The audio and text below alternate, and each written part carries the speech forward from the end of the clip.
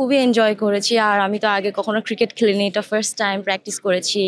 অনেক দিন ২২ দিন প্র্যাকটিস করার পর আমরা মাঠে নেমেছি। আর এরকম একটা ভালো মাঠে ইন্টারন্যাশনাল স্ট্যান্ডার্ড মেনটেন করে যে একটা মাঠ once in a life time opportunity. তো আমার মনে হয় যে আহ, আমি পুরা টাইম খুবই মজা করেছি। মাঠে যখন নেমেছি আমার খুবই ভালো লেগেছে, ভালো ফিল করেছি। এবং প্রত্যেক বছর এবং সব অর্গানাইজেশনেই করা উচিত আমার মনে হয়।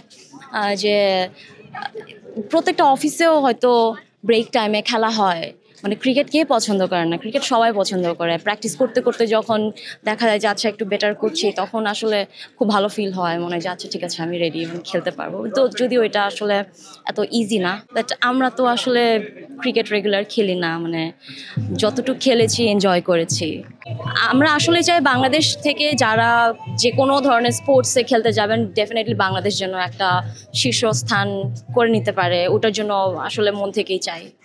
ক্যারিয়ার হিসেবে অ্যাক্টিং, অ্যান্ড আমি এখন একটা অ্যাডভার্টাইজিং এজেন্সিতে আছি, সেখানে কপি রাইটিং করছি, লেখালেখি। খেলাটা এই টুর্নামেন্টের জন্য আসলে খেলেছি। হ্যাঁ, খুবই খুবই খুবই, এটা আমার ফার্স্ট টাইম সিসিএল এ। হ্যাঁ হ্যাঁ, তো সেইভাবে নতুন এক্সপিরিয়েন্স, প্রথম এক্সপিরিয়েন্স আমার খুব ভালো লেগেছে। আমরা ২২ দিন যে টানা প্র্যাকটিস করেছি, প্রত্যেকটা মোমেন্ট আসলে মন দিয়ে খেলার চেষ্টা করেছি, মন এবং যত শক্তি আছে ট্রাই করেছি।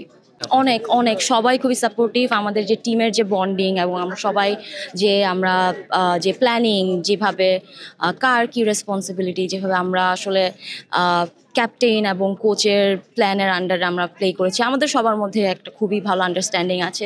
আদারওয়াইজ তো আসলে একটা টিম হওয়া সম্ভব না। উদযাপনটা আসলে এখানে সবাই একসাথে আমরা যে উল্লাস করি প্রতিবার, এতদিন তো আসলে আমরা জিতে এসেছি, সেই মোমেন্টটা আসলে এনজয় করতে চাই।